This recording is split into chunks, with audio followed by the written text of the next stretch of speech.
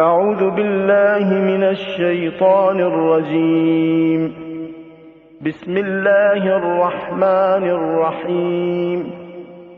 الحمد لله رب العالمين الرحمن الرحيم مالك يوم الدين إياك نعبد وإياك نستعين اهدنا الصراط المستقيم صراط الذين أنعمت عليهم غير المغضوب عليهم ولا الضالين.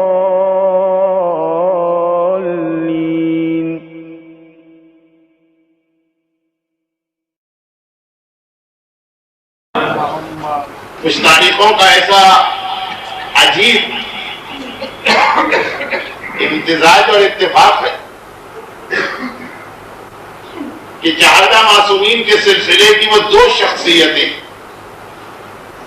کہ جن کے حالات، جن کی اہم ترین خصوصیت اور جن کی زندگی کا مشن ایک دوسرے سے سب سے زیادہ قریب ہے، انہی دو کی مناسبت رکھنے والی تاریخیں ایک دوسرے کے بعد آ رہی ہیں. شہزادی کونین اور چوتھے امام. شہزادی کا لفظ ذہن میں آئے تو دو چیزیں جو سب سے پہلے ذہن میں آتی ہیں، ایک حجاب، ایک گریہ اور ماتم. چوتھے امام کا لفظ زبان میں آئے تو دو چیزیں امام کے حوالے سے جو سب سے پہلے ذہن میں آتی ہیں، وہ ایک ماتم اور ایک وہ امتحان کہ جس امتحان کو ایک جملے میں یہ کہہ کر بیان کیا کہ الشام الشام الشام. اگر خود امام معصوم کے الفاظ میں دنیا کی تاریخ میں شہزادی کونین سے زیادہ ماتم کرنے والا کوئی نہیں گزرا، تو خود انہی امام معصوم کے الفاظ میں میرے دادا علی ابن الحسین سے زیادہ ماتم کرنے والا بھی کوئی نہیں گزرا. وہی شہزادی کہ دوسری مجلس میں نے عرض کیا اس نے کوئی نئی بات نہیں کہی تھی، آپ ساری زندگی سنتے رہتے ہیں کہ جوانی میں بوڑھی ہوئی اور ایسی بوڑھی کہ 18 سال کی عمر ہے اور بغیر عصا کے نہیں چل سکتی. اور وہی میرا چوتھا امام کہ جوانی میں بوڑھا ہوا، ایسا بوڑھا کہ چچا محمد حنفیہ اپنے قبیلے کو نہ پہچان سکا. وہی شہزادی کون ہے جنہوں نے اسلام میں عبادت خانے کی ایک نئی قسم انٹروڈیوس کرائی یا متعارف کرائی. مسجد پیغمبر اسلام نے بنائی، مولائے متقیان نے بنائی، امام باڑہ شہزادی کونین نے بنوایا.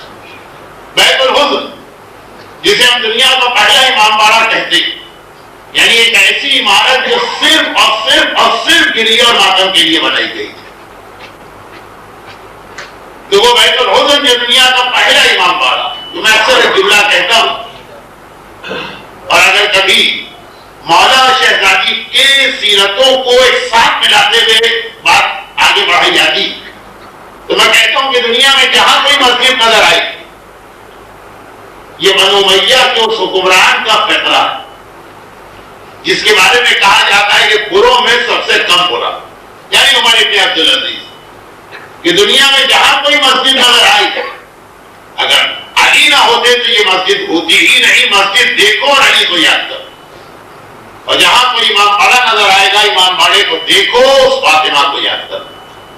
مگر اس امام بارگاہ میں صف اعظم باقاعدگی کے ساتھ بچھانے کا انتظام اور اہتمام میرے چوتھے امام نے کیا. تو اس طرح سے دادی اور پوتے کی سیرت آگے بڑھ رہی ہے کہ ان دونوں کو ملا کر اس روایت میں مکمل کر دیا گیا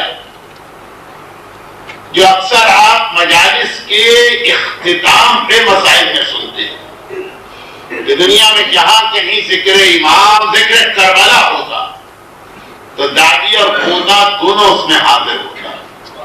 چوتھے امام کہاں جا کے بیٹھتے ہیں یہ بھی آپ نے سنا, اور کیوں جا کے بیٹھتے ہیں یہ بھی سنا ہے کہ چونکہ میری دادی اس مجلس میں تشریف لائی ہے اور وہاں پہ جا کے بیٹھی. اور کچھ تاریخوں کا ایسا امتزاج کہ 13 اور 14 جمادی الاول شہزادی کونین سے متعلق تاریخ ہے تو آج 15 جمادی الاول چوتھے امام سے اہل بیت کے اطہار پر ہونے والے مظالم ایک قسم کو جو ذہن میں زیادہ واضح طور پہ نہیں آتی. اہل بیت اطہار کے گھر جلائے گئے, اہل بیت اطہار کی گردنیں, اہل بیت اطہار کی اولادیں, اہل بیت اطہار کے گھر والے شہید کیے گئے, اہل بیت اطہار پر کوڑے برسائے گئے. وہ سارے مظالم ذہن میں, لیکن انہی مظالم کا ایک حصہ وہ بھی کہ ظلم کیا ہے دشمنان اہل بیت بنو امیہ اور بنو عباس نے. مومن کی توجہ وہاں سے ہٹا کر علماء کی طرف لگا دی گئی. یعنی بہت کم امام معصوم ایسے ہیں کہ جن کی ولادت کی تاریخ, جن کی شہادت کی تاریخ متفق ہو. دو روایتیں, تین روایتیں ولادت کے حوالے سے بھی ہیں اور شہادت کے حوالے سے بھی. لیکن یہ روایتیں جن کتابوں ذہن میں سے کوئی کتاب ہمارے ان علماء اور مراجع نے نہیں لکھی, جن کو اس حوالے سے بدنام کیا جاتا ہے. یہ دیکھیے, ایک عالم کہتے ہیں 15 جمادی الاول کو ولادت کی شہادت, تو یہ کہتے ہیں شعبان. اس انداز سے دشمنان اہل بیت کے حالات میں دیکھیے, جب پیغمبر اسلام کی حدیثوں کو نہیں چھوڑا گیا, صحیح کے ساتھ جھوٹی حدیثیں اس کثرت کے ساتھ بنا دی گئی کہ 70,000 جھوٹی حدیث بنانے والے کو جب حاکم کوفہ نے پھانسی دی تو پھانسی کے تختے پہ مسکراتا ہوا جاتا اور کہتا ہے کہ مجھے مار دو گے, میں 70,000 حدیثیں اتنی پھیل چکی ہیں کہ ان کو تم ختم نہیں کر سکتے. تو جو واجبات اور حرام جو دین کی اساس اور بنیاد ہے, جب اس کے اندر یہ ہوا تو تاریخ کے اندر تو بہت زیادہ دخل دیا گیا. یہ بہت تفصیلی اور بہت اہم موضوع, لیکن پہلے سے میرے پاس اتنی ساری باتیں بیان کرنے کی ہیں کہ میں تفصیل میں نہیں جانا چاہتا ہوں, صرف اس لیے کہ کچھ لوگ ابھی بھی کنفیوز ہوں گے کہ چوتھے امام کی ولادت کی آج تاریخ ہے یا ماہ مبارک شعبان ہے, جو ہم 3 شعبان, 4 شعبان, 5 شعبان کو 3 دن کا جشن کرتے ہیں. یقیناً وہ بھی ایک روایت ہے, لیکن یہ روایت نہ صرف یہ ہے بلکہ محققین کے نزدیک یہ زیادہ معتبر روایت ہے. البتہ یہ دوسری بات ہے کہ چوتھا امام اس حوالے سے بھی مظلوم کہ چاہے ولادت کی یہ تاریخ ہو اور چاہے ولادت کی وہ تاریخ, مومنین کرام میں وہ شوق و جذبہ نظر ہی نہیں آتا. آج تو ویسے بھی چھٹی کی رات ہے, عام بھی کوئی تقریب ہوتی تو مومنین کو زیادہ ہونا چاہیے. آپ نے دیکھا ہوگا برادر محمد علی جب یہ مائک لگا رہے تھے تو میں نے ان سے ایک سوال کیا تھا. میں نے سوال کیا تھا کہ آپ کو دبئی آئے کتنا عرصہ ہوا؟ اس لیے کہ میرا تو طریقہ کار ہی ہے کہ مجمع کو میں کبھی آگے نہیں آنے دیتا, اور خصوصاً آج کی تاریخ جس میں پہلے ہی سے مجھے معلوم کہ کتنے مومنین واپس آئیں گے. لیکن یہ چوتھے امام کے حوالے سے آج کی رات ہو کہ وہ رات, بہرحال یہ شفا ان لوگوں سے تو کرنا بیکار ہے جو آ گئے, ان سے کہنا جو نہیں آئے. لیکن ایک آخری بات جو میں کہنا چاہتا ہوں کہ جو میری 6 تقاریر ہو گئی, 5 شہزادی کے حوالے سے اور 1 چوتھے امام کے حوالے سے, تو شہزادی کا نام زبان پر آتے ہی ذہن میں جو 2 چیزیں سب سے پہلے آتی, لیکن جو تیسری چیز سب سے پہلے آنا چاہیے, یہ 2 سال پہلے میں نے اسی امام بارگاہ کے اسی ممبر کی انہی مجالس میں بیان کیا. چوتھے امام کا نام ذہن میں آتے ہی جو 2 چیزیں سب سے پہلے ذہن میں آئیں, لیکن جو چیز اس کے علاوہ سب سے پہلے ذہن میں آنا چاہیے, اس دن بھی میں نے کہا تھا اور آج اسی سے بات کو ملاتے ہوئے آگے بڑھا رہا ہوں. حجاب یقیناً دونوں کی سیرت میں انتہائی اہمیت رکھتا, کریا اور باطن یقیناً دونوں کی سیرت میں انتہائی اہم رکھتا, لیکن شہزادی کی سب سے بڑی فضیلت جو چھپ گئی وہ ہے علم سیدہ. جس کے لیے مجھے یاد ہے کہ پوری ایک تقریر میں نے اسی کی وہ ساری حدیثیں آپ کے سامنے پیش کی کہ معصومین کو بھی یہ اندازہ تھا. یہ اندازہ میں کہہ رہا ہوں محاورت، ورنہ وہ علم غیب کی وجہ سے جانتے ہیں کہ ہمارے چاہنے والے بھی ہماری دادی ہر فضیلت میں غور کریں گے، علم کی جانب ذہن جائے گا. چنانچہ بعض اوقات اس انداز سے شہزادی کے علم کا تعارف کرایا گیا کہ خود امام کی توہین ہونے لگی.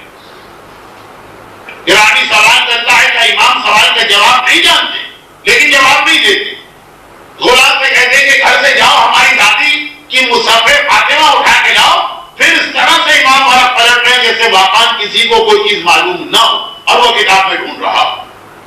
اور اس کے علاوہ مسلسل وہ روایتیں جن کا خلاصہ یہ ہے کہ شہزادی کو بھی سب سے زیادہ جو چیز پسند آتی تھی وہ یہ کہ مدینے کی عورتیں آ کر ان سے مسائل پوچھے.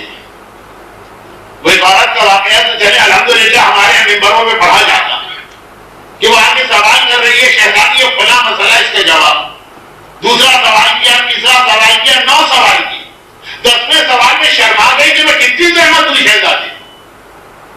تو آپ دیکھیں جس انداز سے شہزادی نے اس موضوع کی اہمیت کو بتایا، وہ انداز ہی ایسا ہے کہ جیسے سوال کرنے والا جو سوال کر رہا وہ جواب دینے والے کو ایک بڑا رتبہ عطا کر رہا. ایسا نہیں ہے کہ تم سوال کر رہے ہو تو گویا ہم جواب دے کے تم پہ احسان کر رہے ہیں.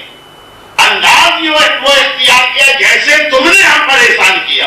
یہ صرف بات کو سمجھانے کے نہ شرما جو رہی ہے، تمہاری زبان تمہارے انداز سے لگ رہا ہے کچھ اور پوچھنا چاہتی ہے. کہا کہ شہزادی وہ مجھے یہ سوچ کے شرم آ رہی ہے کہ میں کتنا آپ کا وقت دوں. شہزادی کی جو مصروف ترین زندگی، وقت نہیں ملتا، یہ تقریباً 2 دن کا موضوع ہمارا بن گیا. واقعاً شہزادی کی زندگی ایسی ہے، وقت نہیں ملتا. میں کتنا آپ کا وقت دوں؟ تو شہزادی نے نہ یہ جواب دیا کہ بھائی ہماری ذمہ داری ہے، نہ یہ کہا کہ بھائی یہ واجبات ہے اس کو تو پوچھو. شہزادی نے جو بات کہی وہ آپ نے ممبروں سے بہت سنی، اس کو میں بیان کر رہا ہوں تو مجھے خود بھی ذرا عجیب سا لگ رہا کہ وقت ویسے ہی یہاں کے اعضاء خانے میں بعض انتظامی مسائل کی وجہ سے کم ہوتا، مگر یہی تو کہا جو میں اپنے الفاظ میں کہتا ہوں. اس وقت الفاظ کو بیان کر کے سمجھانے کا موقع نہیں کہ اگر ایک کام کی اجرت 50 درہم اور ایک آدمی بہت تھکا ہوا ہے، 50 درہم دیں گے وہ نہیں آئے، میرے پاس وقت نہیں ہے بہت ہے. لیکن اگر 50 درہم کے کام کے لیے آپ اس کو 1000 درہم کی آفر کریں، وہ اپنی زندگی کو خطرے میں بھی آئے گا، اس لیے کہ اتنی زیادہ اس کو اس کام کی اجرت مل رہی. شہزادی نے یہی تو فرمایا کہ تمہیں کیا پتا. مثال تو وہ دی تھی نا کہ مزدور سے کہا جائے اینٹ کو اٹھا کے مکان کی چھت پہ لے جائے. یہ اتنی مشہور روایت ہے، اتنی مرتبہ ممبروں میں پڑھی جاتی کہ بعض چہروں کی حیرت مجھے حیرت زدہ کر رہی کہ لگ رہا ہے کہ انہوں نے یہ روایت سنی. خلاصہ یہ کہ 100 درہم کے کام کے لیے 5000 درہم کسی کو دیے جا رہے ہیں، سر کے بل جائے. شہزادی نے کہا تمہیں کیا پتا مسئلے کا جواب دینے سے کتنا ثواب اس جواب دینے والے کو مل رہا. یعنی انداز کچھ ایسا ہو گیا کہ جیسے تم سوال کر کے ہمارے حق میں نیکی کر رہی. شہزادی کو سب سے زیادہ جو چیز پسند ہے نہیں ہے مدینے کی اور دوسری جانب چوتھے امام کے حوالے سے تو میں اتنی بار یہ بات کہہ چکا ہوں کیونکہ اتفاق ایسا ہے کہ گزشتہ 24-25 سال سے چوتھے امام کی شہادت کی تاریخوں میں اسی خطے میں ہوتا یہ دبئی ہے شاید.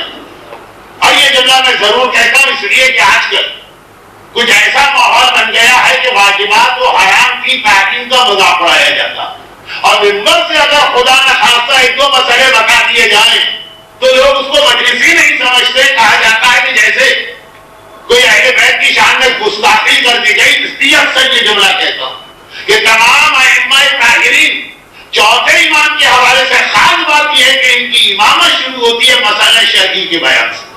جو سب سے پہلا چوتھے امام کا تعارف امام کے حوالے سے ہوا کہ اب یہ امام ہو گئے، وہ اسی وقت ہوا کہ جب زینب کبریٰ نے جا کے کہا بیٹا اب تم میرے زمانے کے امام ہو. ناؤ اب اس لیے میں پہلا مسئلہ شرعیہ پوچھنے آئی ہوں کہ آج میں جل کے مر جاؤں کہ گھر سے خیمے سے باہر نکل سکتی ہوں. پہلا سب سے پہلا فریضہ امامت بھی جو چوتھے امام نے ادا کیا مخاطب کیا گیا. ہر امام امام ہوتا، لیکن جب تک کہ اس سے پہلے کا امام زندہ، وہ بالقوہ امام ہے، بالفعل امام نہیں ہے. یعنی آپ اس کو نہیں کہہ سکتے کہ ہے میرے زمانے کے امام، ہے وہ امام، لیکن نہیں کہہ سکتے آپ کے میرے زمانے کے امام. چوتھے امام کے لیے جب پہلی بار یہ لفظ استعمال ہوا تو وہ واجبات و حرام کے مسئلے سے متعلق، جسے انتہائی عبارت کے ساتھ آج کل سمجھا جاتا ہے، اس کا بیان ہونا ہی نہیں چاہیے. لیکن چوتھے امام جن کی ولادت کا جشن منانے کے لیے آپ جمع ہوئے، نہ صرف یہ کہ ان کی امامت کا آغاز یہاں سے ہوا، بلکہ 35 سال کی مدت امامت، 35 سال کی مدت امامت کا مدت نہیں. ایک تو پہلو آپ کے سامنے آیا کہ کربلا کا ماتم کرتے رہے، لیکن یاد رکھیے کہ اس کے ساتھ ساتھ چوتھے امام کی امامت نے پہلی بار مدینے اور بلکہ پورے عربستان صحیح معنوں میں اس حوزہ علمیہ کی بنیاد رکھی جسے پانچویں اور چھٹے امام نے اس عروج پر پہنچا دیا کہ آج ہم جعفری کہلانے لگے. لیکن وہ سلسلہ چوتھے امام کا قائم کیا ہوا تھا. کیوں تھے حکمران؟ اب یہ دفاعی حوزہ علمیہ ایک جملہ تو آپ نے بہت سنا، چھٹے امام کے زمانے میں وہ ظالم آپس میں لڑ رہے تھے، اس لیے چھٹے امام کو موقع مل گیا علوم کو پھیلانے. یہ آدھا جملہ. صحیح جملہ یہاں سے شروع ہوتا کہ ایک وقت وہ آیا کہ عالم اسلام امامت کا محتاج ہو گیا، یعنی اسلامی دنیا اتنی بڑی ہو گئی کہ اب جو ان کے نئے نئے مسئلے اس کا جواب کوئی مسلمان عالم نہیں دے پا رہا. اب حکومت محتاج ہو رہی ہے کہ ذرے امامت کی جانب رجوع کیا جائے اور ان مسائل کے جواب ان سے لیا جائے. یہ میں بہت مختصر کر رہا ہوں، یہ تو آدھے گھنٹے کا ایک معروضہ. تو وہ چوتھے امام کے زمانے میں تھا، پانچویں امام کے زمانے میں نہیں تھا، چھٹے امام کے زمانے میں نہیں تھا. یعنی حکومت محتاج ہو رہی ہے امامت کی، وہ چوتھے امام کے زمانے. جب محمد بن قاسم نے سندھ کو فتح کیا، مسلم ابن عقبہ نے ترکستان کو فتح کیا، موسیٰ ابن نصیر نے افریقہ کو فتح کیا، طارق بن زیاد یورپ میں داخل ہوا، اور ان تمام دنیا کے جو بڑے بڑے علاقے جب جہاں کے لوگ مسلمان ہوتے تو وہ جاہل بدو عرب تو نہیں تھے، ان کے پاس پہلے سے علوم تھے، ان کے پاس پہلے سے نظام تھے. عربوں میں کوئی نظام نہیں، جو بتایا مان لیا. ان کے پاس پہلے سے نظام، جو بتایا انہوں نے کہا ہمارے یہاں ہمارا قانون تو یہ کہتا، اسلام اس کے بارے میں کیا کہہ رہا. اس کا جواب دینے کی حکومت محتاج ہو رہی ہے امامت کے پاس آنے کے لیے. وہ چوتھے امام کا زمانہ. پانچویں امام کے زمانے میں محمد بن قاسم نہیں گزرا، اس وقت تک تو اس بیچارے کو موت کے گھاٹ اتارا جا چکا. پانچویں امام کے زمانے میں موسیٰ ابن نصیر نہیں گزرا، اس وقت تک تو خلیفہ سلیمان نے اس کی گردن اڑا دی تھی. یہ سب چوتھے امام کا زمانہ تھا. تو چوتھے امام بہت وقت کو بچانے کے لیے میں آج کل کی زبان میں بول رہا ہوں، حوزہ علمیہ کی بنیادیں رکھی، جسے بعد میں پانچویں امام نے آگے بڑھایا اور چھٹے امام نے تو اس کمان میں پہنچا دیا، کیونکہ وہاں واقعہ آپس میں جھگڑا. چوتھے امام کا زمانہ کہ محتاج تھے حکومت. اور یہ دیکھ کر کہ اس وقت عالم اسلام میں اتنے سارے نئے نئے مسائل پیدا ہو رہے ہیں، عام مسلمانوں میں بھی شوق ہوا کہ چوتھے امام کی شاگردی اختیار کرے. جس روایت کو میں نے محفل کی شروع میں بیان کیا کہ جی وہ دادی اور پوتا دونوں مجلسوں میں آتے، وہ روایت کا بیک گراؤنڈ کیا؟ امام زہری. اور کیا اس کا بیک گراؤنڈ ہے کہ وہ اتنے بڑے تھے کہ اپنے قوم کے امام کہلا، مگر اتنے بڑے بنے کیسے؟ چوتھے امام کی شاگردی اختیار کرتے. تو چوتھے امام کی شاگردی کا مطلب کیا تھا کہ چوتھے امام کربلا کی سفیدہ بچھانے کے ساتھ اسی کے بالکل پیرلل، اسی کے ساتھ، اسی کے پہلو پر مدرسہ دینی کی وہ بنیاد رکھی مدینے کے اندر، جہاں پہ اپنے اور پرائے شیعہ اور غیر شیعہ سب آگے امام سے استفادہ کرتے، اور یہی لوگ آگے چل چل کے اپنے قوم کے امام بننے لگے. تو اب چوتھے امام کی سیرت اہم ترین 3 ہی پہلو. نمبر 1 قضاداری، جو امام کی شہادت کی مجلس میں آپ بخوبی سنتے ہیں. نمبر 2 دعا جو صحیفہ کاملہ کے حوالے سے. نمبر 3 جسے سب سے کم سنا جاتا کہ سب سے زیادہ چوتھے امام فقہ اسلامی کی اور مدارس کی اور حوزہ علمیہ کی بنیادیں رکھی. جو کچھ ہوا وہ بعد میں وہ لوگ بنیاد رکھنے والے نہیں ہیں، نعوذ باللہ. لوگ سے مطلب یہ وہ معصوم پانچویں اور چھٹے، ان کو جو مدرسہ میراث میں ملا وہ اس کو ترقی دینے والے. بنیاد میرے چوتھے امام نے رکھی. اس ان کی ولادت کے جشن میں ابتدائی جشن 2-3 ایسے شرعی مسئلے بیان کر رہا ہوں جو میری 5 دن کی مجالس میں آئے اور بہت سرسری طور پہ ہم آگے بڑھ گئے. تو یہ خیال کرتے ہوئے کہ آج تو صرف وہی لوگ آئیں گے کہ جو مجھے سننا چاہتے ہیں. اس سے پہلے کی مجالس میں تو وہ لوگ آئے تھے کہ جو شہزادی کو پرسہ دینا چاہتے ہیں, پڑھنے والا کوئی ہی کیوں نہ ہو. بہت مختصر, زیادہ وقت نہیں ہوگا, اس لیے کہ مجھے احساس ہے کہ 2 دن میں نے بہت زیادہ آپ کا وقت لے لیا. بہت چھوٹی چھوٹی باتیں. نمبر 1, جو کچھ لب لباب تھا 2-3 مجالس کا, وہ یہ کہ زیادہ دولت کے پیچھے نہ پڑو, ضروریات پوری ہو جائیں تو یہ کافی.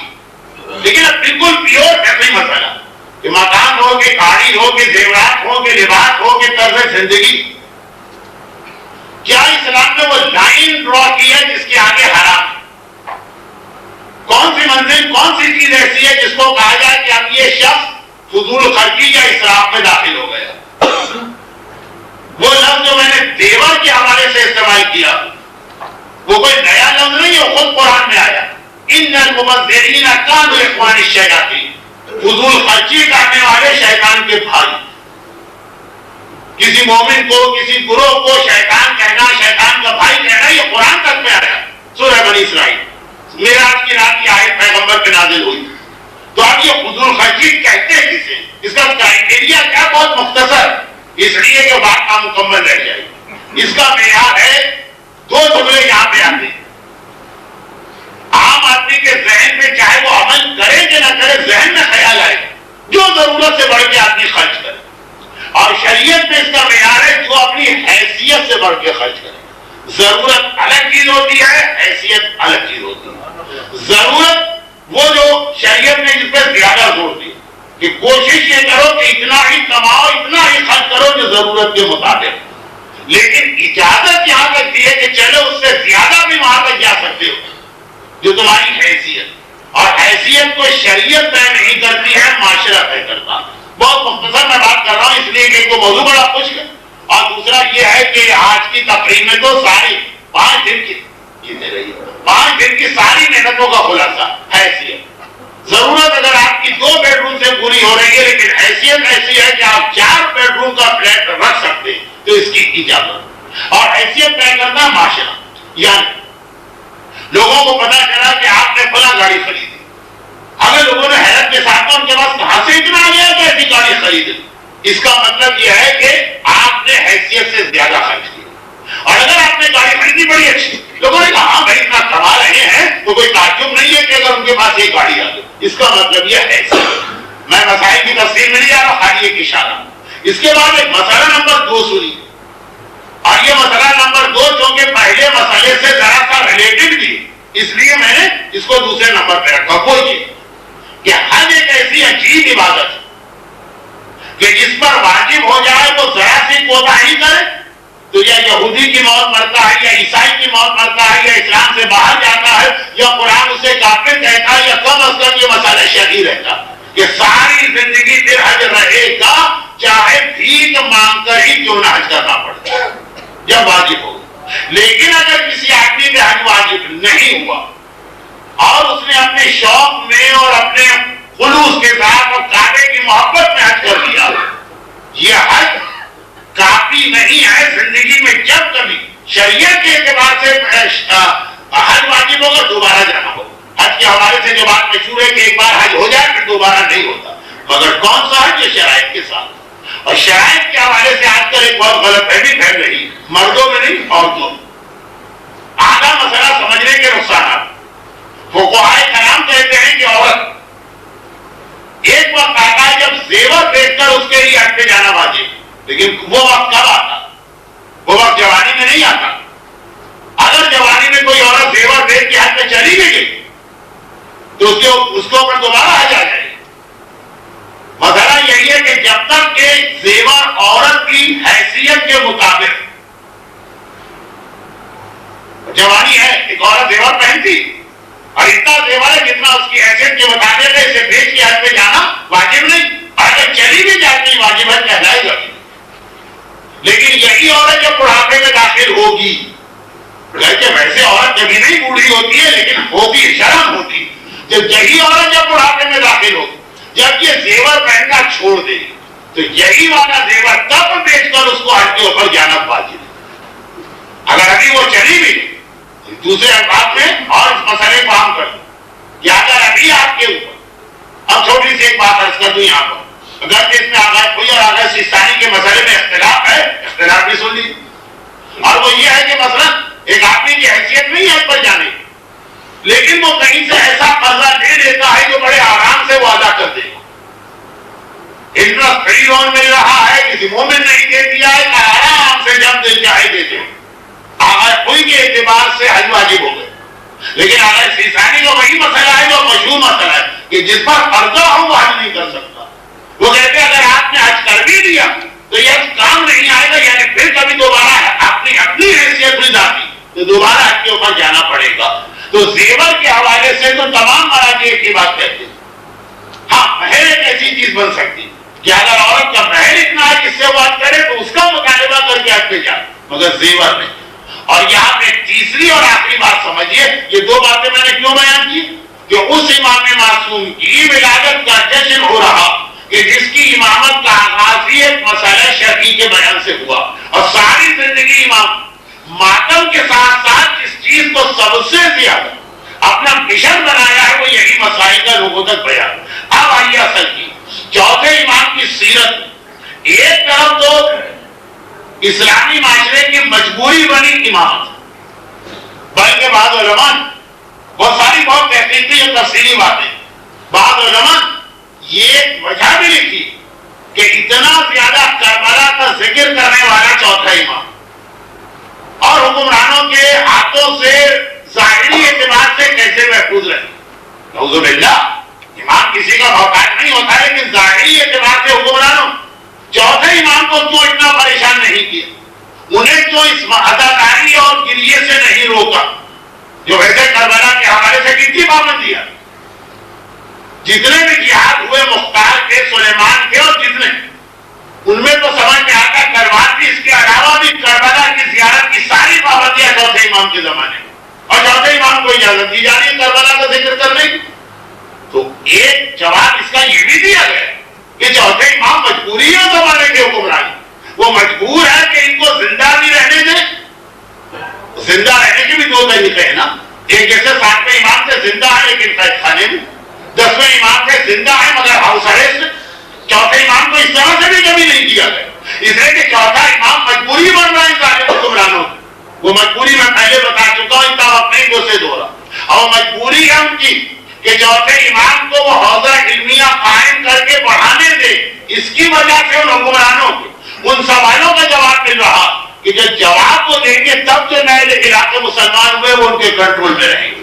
غرض اس سے دھوکہ بھی ہو رہا، لیکن چونکہ اس نے اسلام کا فائدہ اس لیے سے برداشت کیا گیا کہ جواب خلیفہ کی جانب سے جاتے ہیں تو وہ لوگ جو نئے مسلمان میں سمجھتے ہیں کہ یہ کتنا بڑا عالم ہے، واقعی جانشین رسول بننے کے لائق، مگر ٹھیک بجائے اس کے، ٹھیک ہے دھوکہ ہو رہا ہے لوگوں، لیکن بجائے اس کے کہ جواب ہی نہ جائے، اور یہ لوگ جو اسلام میں آئے پھر چلے گئے، یہ اسلام تو سوال کا جواب ہی نہیں دے پا رہا۔ امام نے یہ قربانی دی کہ شہرت اس کی، نام اس کا، اس کی غلط حکومت کو جواب ملتا ہے، لیکن اسلام باقی رہے۔ اسلام بچانے کے لیے اہل بیت نے ہر دور میں الگ الگ طریقہ اختیار کیا۔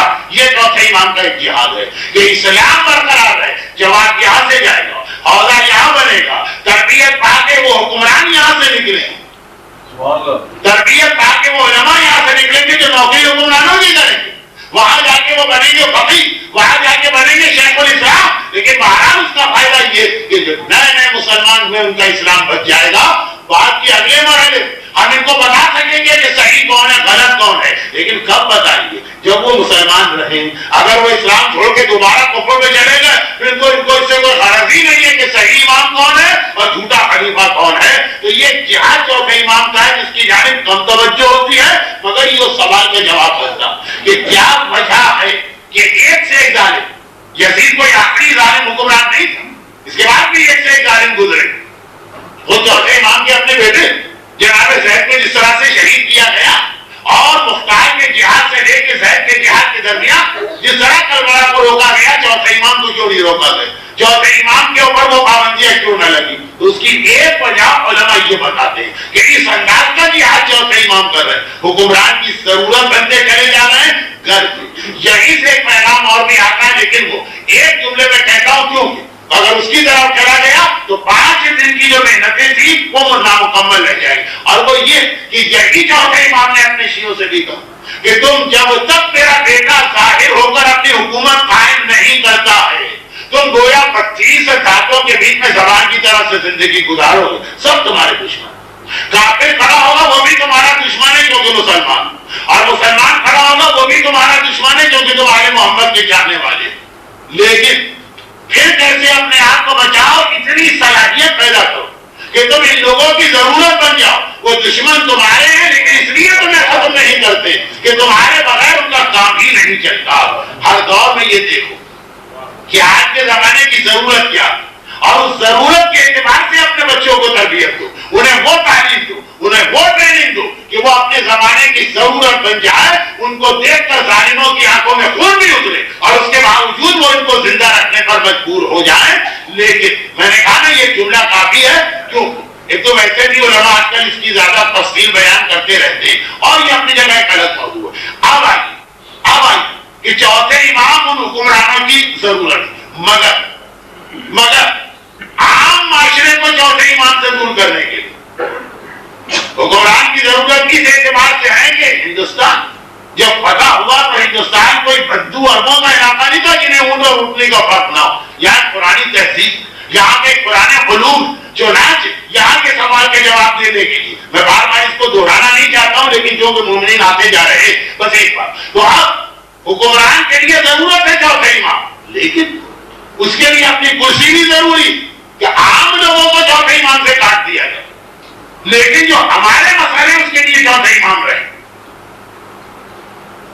اس وقت بھی دنیا گزشتہ 30-40 سال کی تاریخ کے بارے میں کہا جاتا کہ کچھ ایسے حکمران جنہوں نے بعض شیعہ قائدین کو جیل میں ڈالا ہوا اور ان کی مدد سے اپنی حکومت چلا رہے، اور جب ان کا انتقال ہوا تو پھر اس کے بعد وہ حکومتوں کا نظام بگڑا. لیکن یہ جملہ جتنا مبہم ہے اتنا ہی رہنے دیجیے. چوتھے امام حکمران کی ضرورت بھی ہے، حکمران کے لیے خطرہ بھی، اس کی کرسی کے لیے خطرہ بھی ہے، اس کی کرسی کے لیے ضرورت بھی.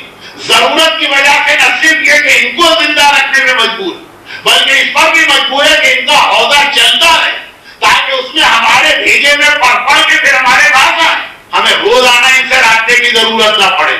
اور خطرہ بھی کہ اگر یہ جو اس طرح سے اپنا عہدہ چلا رہے، عام لوگوں میں ان کی مقبولیت اور محبوبیت بڑھ گئی تو 2 الگ الگ طریقے حکمرانوں نے اختیار کیے. چوتھے امام رہے اور ان کا مدرسہ ہے، لیکن دوسری جانب عوام میں چوتھے امام، دیکھیے الفاظ میں بہت برے استعمال کر رہا ہوں لیکن وقت پاپولر نہ ہونے پر اس کے لیے طریقہ یہ اختیار کیا جو اصل جو میرا جملہ ہے وہ یہ جو آج کے زمانے میں طریقہ اختیار کیا گیا وہ یہ کہ معاشرے کو اتنا کرپٹ کر، اتنا عیاشیوں کا عادی بنا دو کہ اب وہ چوتھے امام کے نام سے گھبرائیں.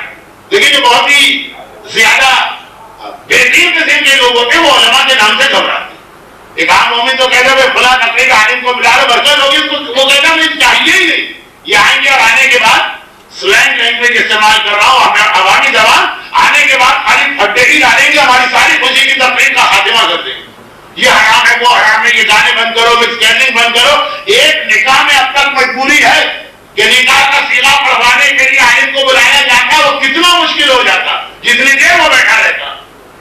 لیکن یہ تو ابھی ہمارا معاشرہ اتنا نہیں بگڑا، ڈش اینٹینا اور کیبل سے پوری نسل تیار نہیں ہوئی.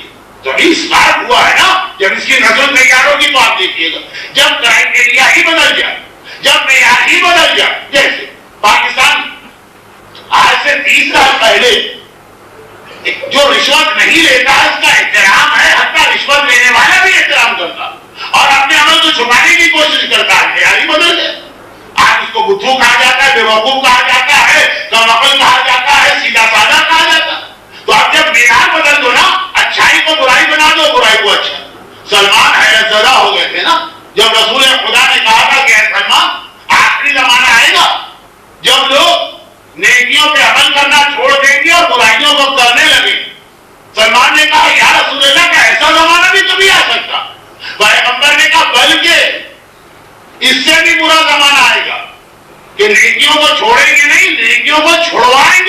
چیزوں سے.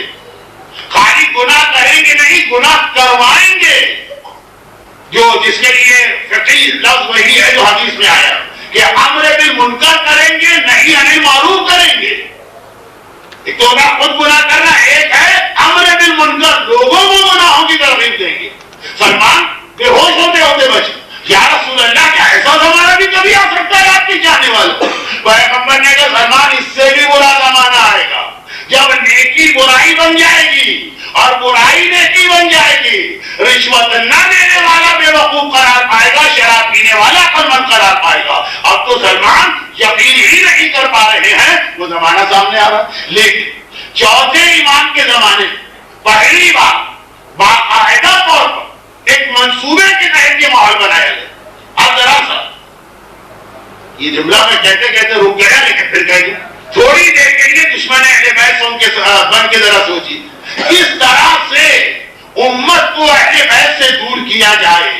ہم نے علی کو دور رکھنے کے لیے علی کے سارے فضائل چھپا دیے، علی کے جتنی فضیلتیں تھی وہ دوسروں کو عطا کر دی. اس کے بعد بھی آخر گھوم کے یہ امت علی کے دروازے پہ پہنچی اور یہی کہا کہ آپ ہی کو حکمران بنانا ہے، کسی اور کو نہیں. جبکہ اب علی کا کوئی نام بھی نہیں جانتا ہوگا. پوری ایک نسل گزری ہے 25 سال، وہ سب لوگ چلے گئے جو علی کے فضائل دیکھے ہوئے تھے، اور اس 25 سال میں علی کی فضیلتیں بیان ہی نہیں ہوئی، بلکہ چھین کر علی کی فضیلتیں دوسروں کو دی جا رہی. جیسے نیلام ہوتا ہے نا، کسی گھر میں قبضہ کیا، بھائی کس کو چاہیے یہ چیز، وہ فلاں کو سیف اللہ بنا دیا، فلاں کے پاس ایک کے بدلے رسول کی 2 بیٹیاں پہنچا دی. پورا سلسلہ آج کا موضوع مولا نہیں، لیکن نتیجہ کیا نکلا؟ ٹھیک 25 سال کے بعد یہی مسلمان گھوم کے دوبارہ علی کے دروازے پہ آ رہے ہیں، علی کو ڈھونڈتے ہوئے آ رہے ہیں، مل نہیں رہے، مدینے کے باہر پہنچ رہے ہیں.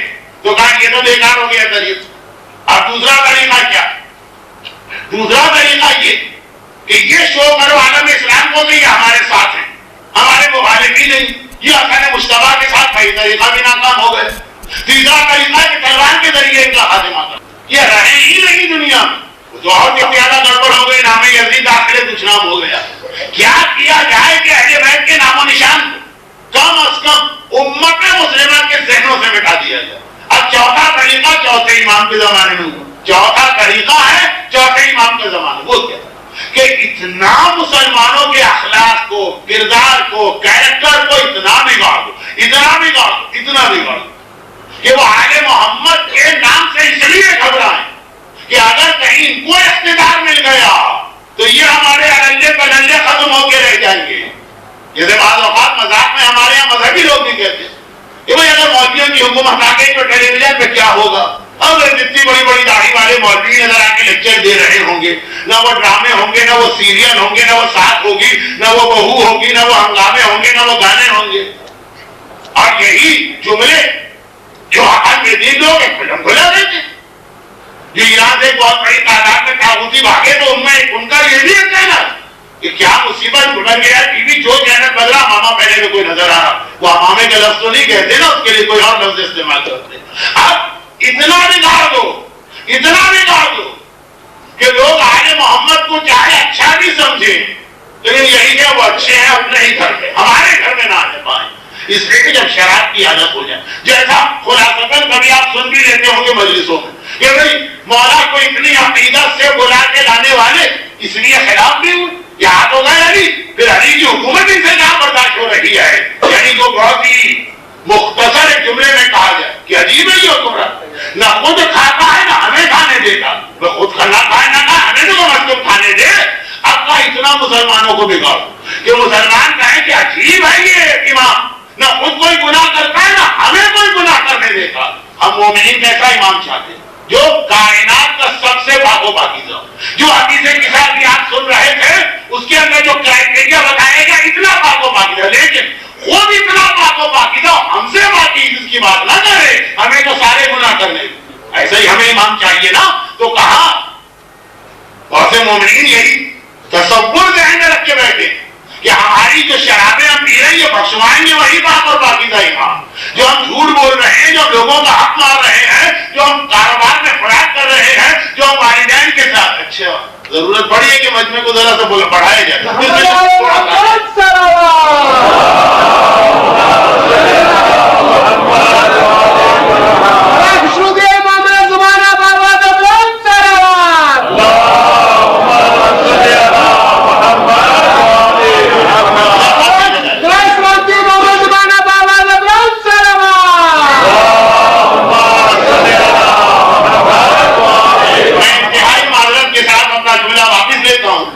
جو میں نے کہا تھا کہ آج چوتھے امام کو جشن ولادت ہے لیکن ایک مومنین نظر نہیں آئیں گے، یہ الحمدللہ آج بھی اتنے ہی ہیں. باہر یہ تو میری غلطی تھی اس لیے میں نے لیکن خلاصہ یہ کہ ہمیں امام وہ چاہیے جو حد سے زیادہ پاک و پاکیزہ. ہماری نگاہوں میں انہیں جشن ہیں جناب ربیع الاول کو آپ جن کے عید الزہرا میں جن کے حالات و واقعات ہمیں وہی امام چاہیے، لیکن ہم سے وہ کچھ نہ جائے بلکہ جو کچھ ہم گناہ کرتے رہے وہ صاحب تطہیر ہو اور ہم صاحب گناہ رجسوں اور اس کا کام یہ کہ ہمیں بات کرتا رہے. تو باقاعدہ چوتھے امام کے زمانے میں ماحول بنائے گے. چنانچہ اکثر میں جملہ کہا کرتا اور ابھی بھی کہیں کہ بھائی بنو امیہ کے یزید کے بعد کے خلفاء جس انداز سے کھل کے گناہ کیے، گناہ بہت سے لوگ کرتے لیکن حکمرانوں کا طریقہ پردہ ٹانگ دیتے، پبلک کو پتہ نہ چلے. ایسے ایسے گناہ کیے کہ وہ جو واقعات آپ کو ملتے ہیں وہ کھلا گناہ والے. محل کے اندر وہ قرآن کے ساتھ جو کرتا ہے ٹھیک ہے سر، لیکن پبلک کے اندر وہ قرآن کو ٹھوکر مار کے اس طرح مسجد سے باہر پھینک دیتا صرف اس لیے کہ اس نے کسی کام پہ استخارہ دے گا.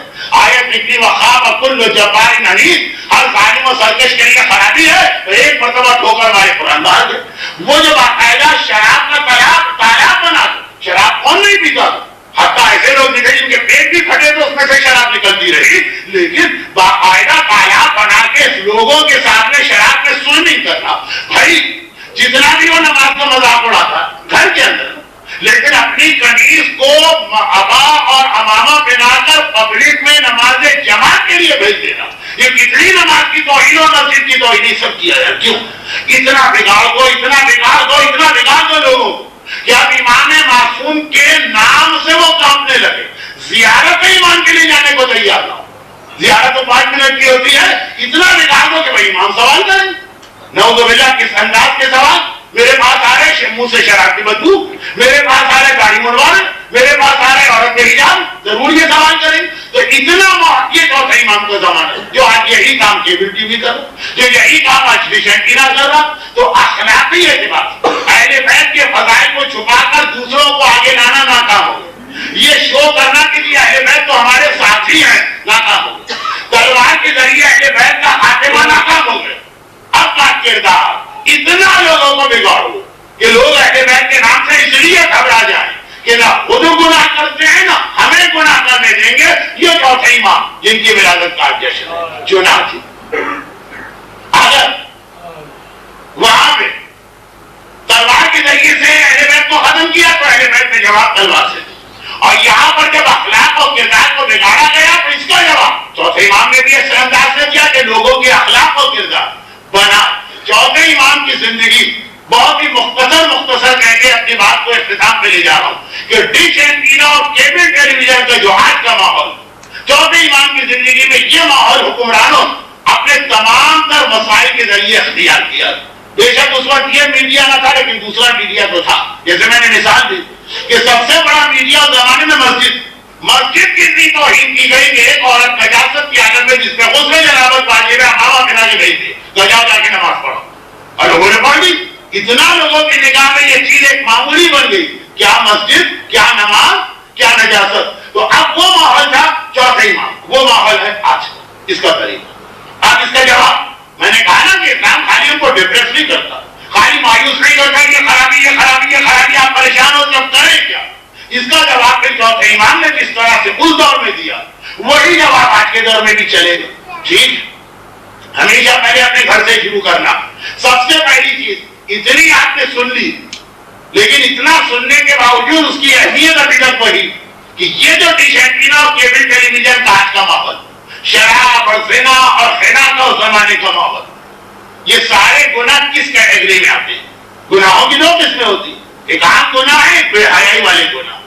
بے حیائی کا مطلب یہ ہوتا ہے کھلا کھلا جو آدمی گناہ کرے، یعنی ایک آدمی گناہ کرے لیکن ایک شرم کا پردہ رکھے. ایک یہ کہ اتنا بے شرم بے غیرت بے حس ہو جائے. بے حیائی کا مطلب خالی وہ زنا والے گناہ نہیں، یہ شراب بھی اسی کیٹیگری میں آتی ہے، یہ بے حجابی بھی اسی کیٹیگری میں آتی ہے. اگر آدمی بے حس ہو جائے، اور اس کا حل وہی جو قرآن نے بتایا، ان الصلاۃ تنہی عن الفحشاء والمنکر. وہ جو دو بہت بڑے بڑے مسئلے آج کے بھی، اور یہی وجہ کہ چوتھے امام کے جتنے مشہور لفظ وہ سب اہمیت نماز کی جانب متوجہ کرنے والے.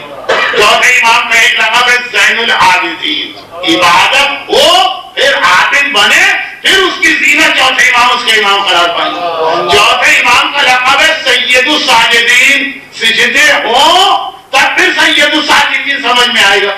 چوتھے امام کا ایک لقب ہے گٹوں والا، کہ جس کے بارے میں روایت یہی ہے کہ اس کثرت سے رکوع اور سجدے کرتے تھے کہ گونیاں اور گھٹنے اور ماتھے ان تینوں پر باقاعدہ اتنے بڑے بڑے گٹے بنتے تھے کہ ہر سال مائنر سرجری کرانا پڑتی تھی، جس سے گٹے کاٹے جاتے تھے، تھیلی میں جمع کیے جاتے تھے۔ وصیت تھی کہ میرے قبر میں میرے ساتھ ان کو بھی دفن کیا جائے جو عبادت خدا کی نشانی ہے۔ اب اتنی عبادت اور ایسی نماز، اور جیسا کہ آپ کو ایک عام مسئلہ معلوم ہوگا کہ واجب نماز کے علاوہ دیگر نمازوں میں زیادہ سے زیادہ چھپا کے نماز پڑھنے کا ہوگا واجب نمازوں کے علاوہ، لیکن چوتھے امام کی نمازیں جو ہمارے سامنے آئی وہ اس لیے آئی کہ لوگوں کے سامنے اور دکھا کے پڑھی جا رہی۔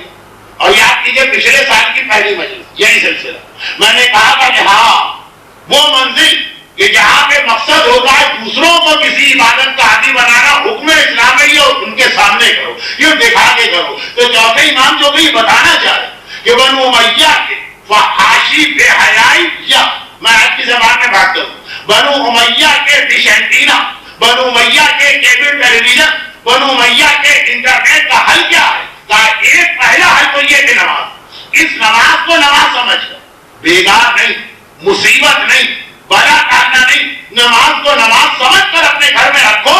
جب خدا کا یہ وعدہ ہے کہ بے حیائی اور گناہوں سے روکے گی، یہ بہترین ٹریننگ اور تربیت ہے اس ڈش اینٹینا کا جواب دینے کی۔ ہمیں جو کہ اس کی اہمیت کا اندازہ نہیں ہے، اس لیے ہم اسے بہت معمولی عبادت سمجھتے، لیکن ایک بہت بڑا اس مسئلے کا حل وہ نماز جو شروع ہی اللہ اکبر کے اعلان سے نہیں ہوتی ہے۔ اللہ اکبر کا اعلان تو ہے لیکن ایکشن کے ساتھ، خالی اللہ اکبر نے ہاتھ اٹھاؤ جو امام کہتے ہیں یہ ایک پیغام ہوگا کہ میں نے دنیا کی ہر چیز کو چھوڑ دیا، وہ جب دنیا کو چھوڑ دو تو ڈش اینٹینا کا جو سب سے بڑا فتنہ وہ وہاں ختم ہو جائے، بشرط یہ کہ ذہن میں یہ ہر نماز کے وقت خیال آئے۔ اور دوسری چیز اس حوالے سے جو دوسری چیز امام نے کہی وہ یہ کہی، بہت اہم مسئلہ تھا جس پہ مجھے 1 گھنٹے بات کرنا تھی لیکن ہم مشکل سے 10 منٹ بچ رہے ہیں، اور وہ یہ کہ دیکھیے شیطان کا کام تو ہے بہلانا اور گمراہ کرنا۔ اپنا سلسلہ علم امامت سے، علم ہے کہ جو آدمی کو تمام چیزوں سے روکتا، اپنا سلسلہ علم امامت سے ہمیشہ برقرار رکھو اور وہ لائن کرتے نہ پاؤ۔ وہ جو تار تمہیں اور امام سے ملا رہا ہے نا، جسے بجلی کا تار کاٹنے سے ایک بار یہ اندھیرا ہو جائے گا، علم کے ذریعے سے اپنا سلسلہ ہمیشہ باقی رکھو۔ آج تو امام ہے نہیں، آج ہمیں امام سے ملانے والے سلسلے کا نام ہے مرجع۔ اگر ایک طرف ڈش اینٹینا اور کیبل کی اتنی خرابیاں ہیں تو جو ان کو روک سکتا ہے، آپ دیکھیں نماز کا کتنا مذاق اڑایا جا رہا ہے، کتنا باقاعدہ ان کو پہلے ماحول تھا لوگ نماز نہیں پڑھتے لیکن احترام کا کھلا صاحب نمازی۔ اخبارات میں ضرورت ہے، رشتہ کے اشتہار میں آتا تھا کہ یہ لڑکی پابند صوم و صلاۃ ہے، ایک چیز تھی معاشرے جہاں پہ آج لکھا ہوتا ہے کہ یہ گرین کارڈ ہولڈر ہے یا امریکن نیشنلٹی والی ہے، پہلے یہاں پہ آتا تھا یہ پابند صوم و صلاۃ، یہ چیز معاشرے میں عزت والی چیز تھی ایک زمانے، اب تو مذاق اڑایا جاتا اور تو اور ممبروں میں سے نماز کا مذاق اڑایا جاتا۔ دوسری جانب مرجعیت، آج غالباً ہماری قوم میں سب سے زیادہ جو پسندیدہ موضوع وہ علماء مجتہدین اور مراجع کی توہین، اور اس کے بھی 2 طریقے، ایک کھلم کھلا توہین اور ایک انڈائریکٹ طریقے کی توہین۔ آخری زمانے کی نشانیوں میں جملہ یہ بھی تو ہے نا کہ فتنوں کی شدت ہو، شدت الفتن بنا آپ تیاری کر رہے ماہ مبارک رمضان کی۔ ماہ مبارک رمضان میں اللہم انی نشکو الیک فقد نبینا وغیبت ولینا صلواتک علیہ وآلہ وغیبت ولینا وشدت الفتن بنا، فتنوں کی شدت۔ اور آخری زمانے میں کہا گیا کہ فتنوں کی، بہت توجہ سے یہ بات سنیے گا کیونکہ وقت نہیں ہے اور میری بات غلط فہمی بھی پیدا کر سکتے۔ فتنوں کی سب سے زیادہ بدترین قسم کیا ہوتی ہے؟ فتن سب سے بدترین فتنہ، سب سے بدترین فتنہ جس کے حوالے سے میں نے دوسری مجلس میں بات کہی تھی، مگر وہ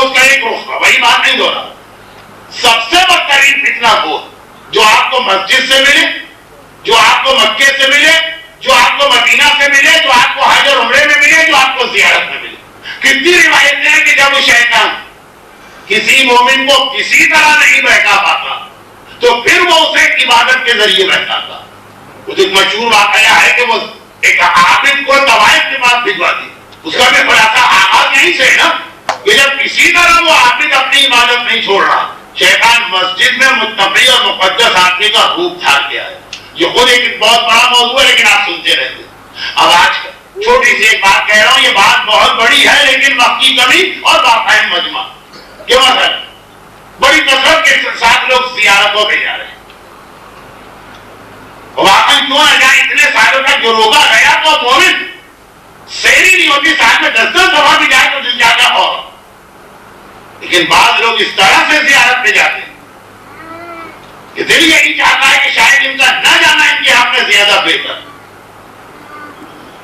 مرزا کبیر کے مشہور شاگرد مشید اگر ان کے استاد مرثیے کے بادشاہ تھے تو یہ حسیے کے بادشاہ. لیکن ایک مصرع ان کا ظاہرین کے حوالے سے ہے کہ ایمان نپٹ کے رہ گیا قبر حسین. جاتے ایمان کے ساتھ، ایمان نہیں چھوڑ کے واپس آتے بغیر ایمان. اب دیکھیں باقی ساری دنیا تو ٹھیک ہے، زیارت سے لوگ آتے معلوم شکوک و شبہات میں مبتلا ہو. تم وہاں گئے تھے اپنا ایمان بڑھانے کے لیے، تم وہاں گئے تھے مزید ایک روحانی طاقت دینے کے. مولانا کی آقا سیستانی کی تقلید درست بھی ہے، جائز بھی ہے، وہ تو ہماری زبان بھی نہیں جانتے، وہ تو ہمارے کلچر کو بھی نہیں جانتے. مولانا کیا ان کو خونس بھی دیا جا سکتا ہے؟ ان کے پاس کسی قسم کا کوئی اکاؤنٹس کا سسٹم نہیں ہے، ان کے پاس کوئی ایسا نظام نہیں ہے. لیکن زیارت پہ جب تک کہ نہیں جا رہے تھے کوئی مسئلہ نہیں تھا. زیارت کر کے آئے تو جو بہت ہی بنیادی 2 مسئلے، امام معصوم، ان کو کسی ظاہری وسیلے کی ضرورت نہیں، پھر بھی ایک پیغام ہم کو دیا کہ رسول اللہ کی رسالت کے لیے بھی دولت خدیجہ تھی. اور اہل بیت اطہار نے بھی خمس کی اہمیت کو بتایا کہ دنیا کا کوئی مشن اچھا ہو کہ برا بغیر مادی وسائل اور بغیر دولت کے نہیں چلتا. اسلام نے خمس کی صورت میں ایک انسٹیٹیوشن بنا کے دیا. آج دیکھیں سب سے زیادہ اسی پہ اعتراض ہو رہا ہے اور یہ دونوں سلسلے ایک دوسرے سے ملے ہوئے. دیکھیے اسلام کا اپنا ایک نظام ہے. ایک آج کل ہر ایک کے ذہن پہ خناس سوال ہے کارپوریٹ کلچر کا. اس میں ایک آدمی کی اپنی کمپنی ہے، وہ اپنے لیے بھی کوئی چیز خریدتا ہے جس کا خود مالک ہے تو معلوم ہے کہ واؤچر بنائے گا تاکہ اکاؤنٹ میں آ جائے کہ 5 درہم کی چیز ان کے لیے خریدی گئی. لیکن شرط تو نہیں، ہمارا پیسہ ہے، ہماری مرضی ہے، جیب میں ڈالے کیوں اس جیب. مرضی کرام سے جس انداز کا اکاؤنٹ آپ چاہتے ہیں وہ ملٹی نیشنل کمپنیوں کے لیے چاہے بالکل ٹھیک ہو اور سی اے کے اصولوں کے اعتبار سے ٹھیک ہو، مگر اسلام میں اس کی ضرورت نہیں ہے. میں اس کی جواب نہیں دے رہا، وقت نہیں، لیکن خلاصہ بتا رہا ہوں کہ مرجعیت کا طاقتور نظام آنکھوں میں کانٹے کی طرح سے کھڑک رہا. اب اس نظام کو ایک دم سے کیسے توڑا جائے؟ ٹھیک ہے کچھ ایسے بھولے بھالے مومن ہیں کہ ان سے کہہ دو کہ مرجع غلط ہے تو فوراً مان لیں گے، ان لوگوں کے لیے تو یہی کہا گیا. لیکن جو صدیوں سے سن بھی رہے ہیں اور مرجعیت کی برکتیں دیکھ بھی رہے ہیں، ان کو اس طرح سے نہیں کہا جائے گا. ان کے لیے دوسرا طریقہ کیا؟ مرجعیت کو ٹکڑے ٹکڑے کیا گیا. دیکھیے پیغمبر نے مومن کی پہچان یہ بتائی کہ ساری دنیا کے مومن ایک جسم کی مانند ہے، ایک عضو میں درد ہوگا سارا جسم متاثر ہوگا. اور کسی چیز میں ہم میں یہ نہیں رہا. کم از کم مرجعیت کے اندر ہمارا ایک متحد پلیٹ فارم تھا. اب ایسے شوشے چھوڑے جا رہے ہیں کہ ایسا ہی کیوں نہ ہو کہ عرب دنیا کا الگ مرجع اور ایرانیوں کا الگ مرجع اور ہندیوں اور پاکستانیوں کا الگ مرجع اور کینیڈا اور امریکہ والوں کا الگ مرجع. وہ جو اب تک خالی رہتے ویسے ہر چیز میں مومن کی جگہ ہونا چاہیے، باقی میں تو نہیں. ہر آدمی اپنے اپنے حالات میں، مگر ایک باقی ماندہ چیز رہ گئی تھی علمی بنیاد پر. یہ نعرہ رسول کے بارے میں بھی لگا اور ہمارے زمانے میں بھی لگا کہ خمینی کے کیا تعلق پیغمبر سے، عرب کے مرموں کے لیے کوئی ضرورت ہے. لیکن مرجعیت کے باتوں نہیں کیا، عربوں نے مخالفت کی، لیکن مرجعیت کے حوالے سے یہ نعرہ چلایا جا رہا. یہ ایسا نہیں ہے کہ لوگوں کا مسئلے حل ہو جائیں. کیوں؟ اس لیے کہ دنیا میں پھر 150 مرجع ہم کو چاہیے. افریقہ والے کہیں گے یہ کیا بات ہے کہ عرب کا مرجع اور پاکستانیوں کا ہمارے لیے کوئی تیسرا مرجع ہونا چاہیے، اور امریکہ والے کہیں گے چوتھا مرجع ہونا چاہیے. جو ہمارے مسئلے سمجھتا. ہمیں پتہ ہی نہیں کہ مرجع فتوے دیتا کس طرح ہے کہ جس میں ہر علاقے کے مسئلے آ جاتے ہیں. لیکن یہ بات ہے مرجعیت کو کمزور کرنے. مرجعیت کمزور ہوگی ڈشنٹینا اور کیبل ٹیلی ویژن طاقتور ہو. اور دوسری بات کے کمزوری کا دوسرا طریقہ وہ تو ایسا ہے کہ میں تو اکثر اس میں جملہ اپنی طرف سے بھی بڑھا دیتا ہوں. وہ یہ کہ مرجع امام معصوم تو ہے نہیں کہ اگر وہ ٹھوکر مارے تو پتھر سونا بن جائے، اور اگر وہ ایک اشارہ کرے تو زمین پہ سونے کا دریا بہے. وہ اس دنیا میں رہ کے کام کرے گا، اس دنیا کی چیزیں اس کو چاہیے. خمس کی شکل میں مرجعیت کی ایک بہت بڑی طاقت ہے، مادی بھی ایک طاقت ہوتی ہے. اس کو توڑنا ہے کسی طرح سے. کوئی مرجع پھر اس پوزیشن میں نہ آنے پائے کہ حکومتوں سے ٹکرائے. یہ طاقت اتنی بڑی طاقت ہے مادی اعتبار سے کہ حکومتوں کو بھی پتا کہ ہم مرجع کو خرید ہی نہیں سکتے. وہ خریدیں گے اس وقت جب اس کو ہم کچھ بیچے وہ ہم سے زیادہ فنڈ رکھتا. اور یہ کئی واقعات ہیں، کسی ہمارے زمانے کے وقت نہیں ہے اس لیے واقعات نہیں بول رہا ہوں کہ مرجع نے آنکھ میں آنکھ ڈال کے بات کی کہ تم ہمیں کیا دے رہے ہو، اگر تمہیں ضرورت ہے تو اس سے 10 گنا زیادہ ہم سے لے کے.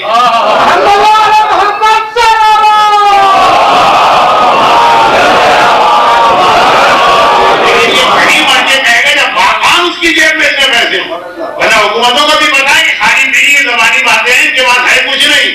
ان کو بھی معلوم ہے کہ واقعہ نہیں ہے. اب اس کو توڑا جائے، اب اس نظام کو توڑا جائے. چنانچہ آپ دیکھیں گے مرجع کو کمزور کرنے کا طریقہ اس کے حوالے سے شکوک و شبہات.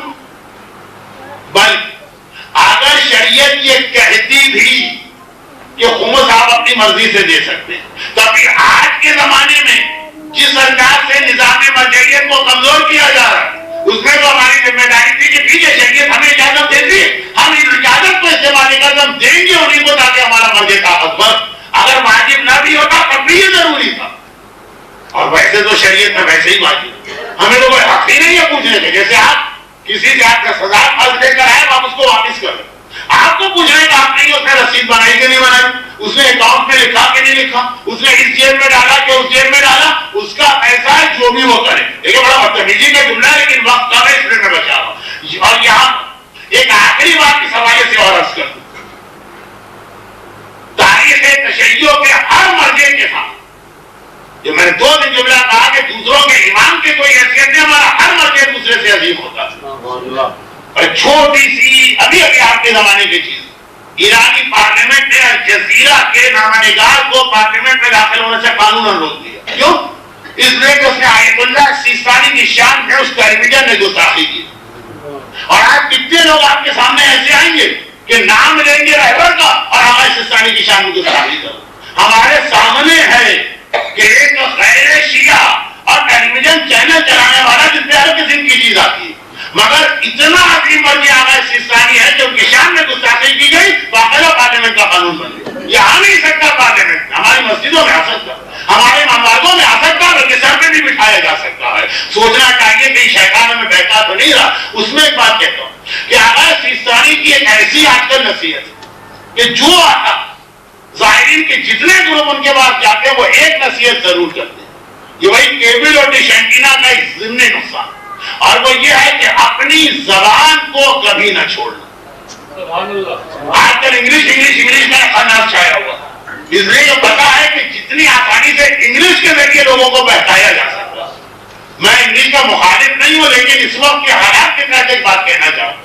انگلش ہے شیطان کی زبان، اور اپنی جو زبانیں ہیں یہ ہے اسلام کی زبان. اب وہ بہتانے کے لیے کیا پہلے ہر آدمی اس کی زبان بولنے لگا. جو تجربے یورپ اور امریکہ میں ناکام ہو چکے ہیں وہاں پہ ایک زمانے میں آیا پوری آزاداری انگلش میں کرنا ہے، گھوم کے دوبارہ اردو پہ آ گیا. اور یہاں پہ یہ ہے کہ ہمارے پاکستان کے اندر میں کراچی میں جاتا ہوں جی، وہ سوسائٹی کے علاقے میں تو انگلش کی مجلس ہوگی، مولانا آپ کا وہاں کوئی کام نہیں. لیکن یہ ان کو بھی نہیں پتا کہ ہم کس کے ہاتھ میں کھیل رہے ہیں. یہ آغا سیستانی نے ہر ایک سے یہ نصیحت کی ہے، ہر ایک سے یہ وصیت کی. یہ مرجع کی نصیحت کی تو میں نے آپ کو پہنچا دیا. مرجعیت کی مخالفت میں جو باتیں ہو رہی اس کا ایک آخری خلاصہ اور پیش کروں، وہ یہ کہ پھر آخر میں انٹرنیٹ کو بھی استعمال کیا گیا. کوئی بھی فتویٰ چاہے انٹرنیٹ پر ہی کیوں نہ ہو آپ اس پر عمل نہیں کر سکتے. کچھ اگر گنجائش ہے تو ان فتووں جس میں باقاعدہ عربی زبان میں آغا کے دفتر کی جانب سے عربی میں فتویٰ ہو، آغا کی مہر ہو، اور پھر اس کا انگلش ترجمہ ہو. وہ بھی ترجمہ نہیں، وہ اصل پڑھیے کہ سوال کیا آپ کا ترجمہ بیکار. لیکن انٹرنیٹ بھی آپ کا استعمال ہو رہا ایسے ایسے وقت میں آ رہے اور ہر آدمی اس کو لے کے گھوم رہا ہے. یہ بھی مرجعیت کے خلاف ایک سازش ہے. کیا چیز مرجعیت؟ مرجعیت وہ چیز ہے جسے چوتھے امام اور پانچویں امام اور چھٹے امام نے جو اپنا مدرسہ قائم کیا اس مدرسے کی ایک شکل مرجعیت کہ ہم سے پڑھ کے جاؤ اور ہمارے چاہنے والوں اور ماننے والوں کو یہ دین سکھاؤ اور انہیں اس زمانے کی اس گمراہی سے بچاؤ کہ جو شراب کے تالاب ہوتے تھے, نجس عورتوں کی نمازیں جماعت ہوا کرتی تھی, قرآن کریم کو ٹھوکریں ماری جاتی تھی. ایک حکمران تو سینہ ٹھوک کے گیا کہ اس سال میں حج پہ جا رہا ہوں, خانہ کعبہ کی چھت پہ بیٹھ کے شراب نوشی کی محفل سے جاؤں گا, اس سے پہلے ہی واصل جاننا ہو. کیسے روکو؟ اگر سب نہیں مانتے ہمارے چاہنے والوں کو روکو. چوتھے امام کا یہ مشن اس انداز سے ہمارے سامنے پورا ہوا کہ پھر چوتھے امام کے فوراً بعد جو ایک سب آئی ہمارے پاس علماء کی, ابو بصیر اسدی, محمد ابن مسلم, ابان ابن تغلب, ایک 18 ایسے بڑے بڑے صحابی آئے جن کے بارے میں تمام علماء کا کہنا یہ اگر کوئی حدیث نقل کرتے آگے ہمیں چیک بھی نہیں کرنا ہے کہ صحیح ہے کہ غلط, اس لیے کہ امام نے فرمایا جو یہ کہہ دے وہی حق ہوتا ہے. وہ چوتھے امام کی تیار کی علماء کی ایک پوری سب تھی. تو چوتھے امام کی ولادت کا جشن اس انداز سے منانے کے لیے کہ چوتھا امام خود خوش ہو, ان کے اس مشن کو ذہن میں رکھنا ہے اور ادھر ادھر, اور وہی مشن ہمیں ہماری 4 دن کی تقاریر کا خلاصہ کہ وہی مشن ہمیں ڈش اینٹینا اور کیبل ٹیلی ویژن سے بچا سکتا. تبھی یہ جشن صحیح معنوں میں بھرپور جشن ہو. اور چوتھے امام کی ولادت کی خوشی اس اعتبار سے بڑی مکمل خوشی تھی کہ اس وقت میرا مولا نہ صرف یہ کہ تھا بلکہ ظاہری اعتبار سے کوفے کا خلیفہ ظاہر بھی تھا. چوتھے امام کی ولادت مدینے میں ہوئی لیکن سن 38 ہجری میں ہوئی. مولا کائنات نے اپنی گودی میں اٹھایا اور یہ جملہ کہا کہ میرا نام علی ہے, میں اپنا ہی نام اس علی کو دے رہا ہوں. وہ بڑے علی تھے, یہ چھوٹے علی تھے. پورے خاندان اہل بیت نے جشن منایا. اس جشن کے موقع پر ہم ایسے موقعوں سے تو ضرور فائدہ اٹھاتے, خاندان اہل بیت کی خوشی کو دیکھ کر اپنی ساری حاجتیں کیوں نہ پیش کرتے. کیا ہے مشکل کشائے کائنات, آپ کو ایسا پودا عطا ہوا جو آپ کو اتنا اپنا جیسا لگا کہ آپ نے کہا میں اپنا نام اس کو عطا کر رہا ہوں. اے میرے مظلوم آقا سرکار سید الشہداء, آپ کے نام پہ دعائیں قبول ہوتی ہیں. آج تو آپ کے گھر میں اتنی بڑی خوشی کا جشن ہے. اے شہزادی فاطمہ زہرا, آج تو آپ کو وہ پودا نصیب ہوا ہے جو آپ کے اس مشن کو ساری زندگی آگے بڑھائے گا. بس آپ سب بارگاہ الہی میں ہمارا وسیلہ بنے, ہماری تمام حاجتیں پوری کروائیے, ہم میں سے ہر ایک کو ہر مصیبت و پریشانی سے محفوظ کروائیے. پروردگارا جو روزی اور روزگار کی پریشانی میں مبتلا ہے پنجتن کی خوشی کا واسطہ ان کی اس پریشانی کو دور فرما. ہمارے جو بچے امتحان دے رہے ہیں ان سب کو اس امتحان میں کامیاب فرما. اور ہم سب چھوٹے بڑے مرد اور عورتیں آخرت کے امتحان میں اہل بیت کے تو کامیاب فرما. پروردگارا چوتھے ایمان کی زندگی کا مشن ہمیں ساری زندگی آزاداری برقرار رکھ کر جنت میں بھی آزادار حسین کے نام سے داخل کر دے. پروردگارا خوشی ہمارے مرحومین کو پہنچا. تو ایسے بھی شب جمعہ ہے, ہمارے تمام مرحومین کی مغفرت فرما. پروردگارا دنیا میں خاص طور پر جہاں جہاں کچھ مظلوم صاحبان ایمان ظالموں کے خاص ظلم کا نشانہ بنے ہوئے ہیں, ان ظالموں کو نیست و نابود فرما. چوتھے امام ان مظلوم صاحبان ایمان کو کشائے عطا فرما. کہ بیمار کربلا کچھ مومن بیمار ہے, خاص ایک مومن نے اپنے گھر کے حوالے سے کہا خدا بندہ ان کو شفا عطا فرما. چوتھے امام کی ولادت کا جشن مکمل کرنے کے لیے اپنی آخری حجت فرزند چوتھے امام امام عصر والزمان کے ظہور میں تعلیم. آپ سب کو یہ جشن انتہائی مبارک ہو. اس سے پہلے کہ قصیدہ شروع ہو بابا سے بلند ایک مرتبہ درود بھیجے محمد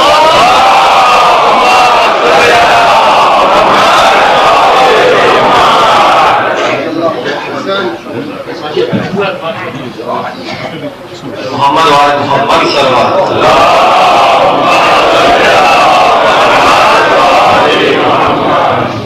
وہی منقبت کے چند اشعار سماعت فرمائیے.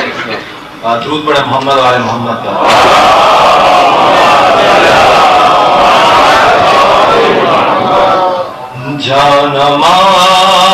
جانماز لفظ خیر